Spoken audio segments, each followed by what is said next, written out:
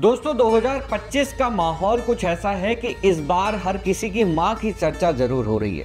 कहीं कोई पीएम मोदी की मां को गाली दे रहा है तो कहीं कोई राहुल गांधी की मां को, कहीं तेजस्वी की मां की बात की जा रही है तो कहीं कांग्रेस की मां की। लेकिन अब इन सबके बीच भारत के चीफ जस्टिस बीआर गवई की मां की एंट्री भी हो चुकी है। जी हाँ, लेकिन उनकी मां को किसी ने गाली नहीं दी है।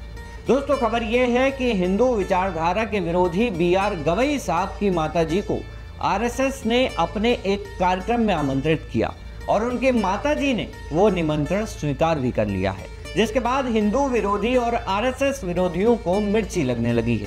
ये बहस छिड़ गई कि एक तरफ तो चीफ जस्टिस बीआर गवई जो हिंदू विरोधी बयानों के लिए फेमस हो रहे हैं और वहीं दूसरी तरफ उनकी माताजी हैं जो आरएसएस के कार्यक्रम में शिरकत करने जा रही हैं, जो खुद हिंदुत्व की विचारधारा पर चलने वाली संस्था है। नमस्कार, मैं हूं उमेश द्विवेदी और आप देख रहे हैं सरकारी मंथन। दोस्तों, राष्ट्रीय स्वयंसेवक संघ यानी कि आरएसएस को अपनी स्थापना के 100 वर्ष पूरे हो चुके हैं, जिसके लिए आरएसएस के द्वारा महाराष्ट्र के नागपुर में 2 अक्टूबर को 100वां स्थापना दिवस भी मनाया जाना है और उसके बाद महाराष्ट्र के ही अमरावती शहर में 5 अक्टूबर को एक कार्यक्रम रखा गया है। इसी 5 अक्टूबर वाले कार्यक्रम में बीआर गवई साहब की मां कमला ताई को बुलाया गया है। कमला ताई जो एक पॉलिटिकल एक्टिविस्ट हैं, यानी वो समाज और राजनीति में सक्रिय रहती हैं। पहले वो स्कूल टीचर भी रह चुकी हैं। उनके पति यानी कि सीजेआई के पिता रामकृष्ण गवई, जिन्हें लोग दादा साहेब गवई के नाम से भी जानते हैं, महाराष्ट्र के पूर्व गवर्नर भी रह चुके हैं। अब सवाल यह है कि कमला ताई को इस आरएसएस के कार्यक्रम में क्यों बुलाया गया। दोस्तों, आरएसएस के लोगों का कहना है कि कमला ताई को उनके निजी तौर पर एक्टिविस्ट होने की वजह से और दादा साहेब गवई की पत्नी होने की वजह से बुलाया गया है। आरएसएस के कम्युनिकेशन विंग विश्व संवाद केंद्र ने बताया कि उन्होंने कमला ताई से पहले उनकी सहमति ली थी, यानी पहले पूछा गया कि क्या वो आना चाहेंगी और उनके हाँ कहने के बाद ही न्योता दिया गया। इतना ही नहीं, आरएसएस वालों ने ये भी पूछ लिया कि उनका नाम निमंत्रण पत्र पर कैसे लिखा जाए, ये वो भी बता दें। लेकिन दोस्तों, कमला ताई के इस निमंत्रण को स्वीकार करने के बाद तमाम हिंदू विरोधी और आरएसएस विरोधी सवाल उठाने लगे, जिसके बाद चीफ जस्टिस के भाई डॉक्टर राजेंद्र गवई को मीडिया के सामने आना पड़ा। राजेंद्र गवई जो खुद रिपब्लिकन पार्टी ऑफ इंडिया यानी कि आरपीआई के नेता हैं, उन्होंने इस पूरे मामले पर खुलकर बात की। उन्होंने कहा कि हमारा गवई परिवार हमेशा से ऐसा रहा है जो हर तरह के लोगों से, हर पार्टी से और हर विचारधारा से रिश्ते रखता है।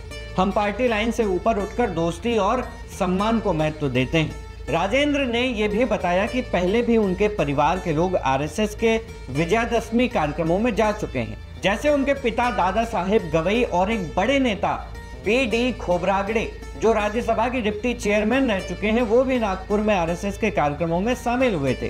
तो कमला ताई का इस बार अमरावती के आरएसएस इवेंट में जाना कोई नई बात नहीं है। लेकिन इस खबर को लेकर कुछ लोग सवाल उठा रहे हैं। वो कह रहे हैं कि सीजेआई की मां का आरएसएस के कार्यक्रम में जाना ठीक नहीं है, क्योंकि सीजेआई का पद बहुत बड़ा और निष्पक्ष होता है। इस पर राजेंद्र गवई ने साफ साफ जवाब दिया। उन्होंने कहा कि मेरे भाई चीफ जस्टिस हैं और कुछ लोग जो हमें पसंद नहीं करते वो इस बात को लेकर बेकार की अफवाहें फैला रहे हैं। हमारा परिवार मंदिर, मस्जिद, चर्च हर जगह बराबर सम्मान के साथ जाता है। किसी के कार्यक्रम में जाना हमारे लिए दोस्ती और सम्मान की बात है, इससे हमारी विचारधारा नहीं बदलती। उन्होंने ये भी बताया कि उनके पिता दादा साहेब गवई के हर पार्टी के नेताओं से अच्छे रिश्ते थे, चाहे वो अटल बिहारी वाजपेयी हो, इंदिरा गांधी हो या विदर्भ के नेता गंगाधर फडणवीस। लेकिन इन रिश्तों का मतलब ये नहीं कि उनकी विचारधारा बदल गई।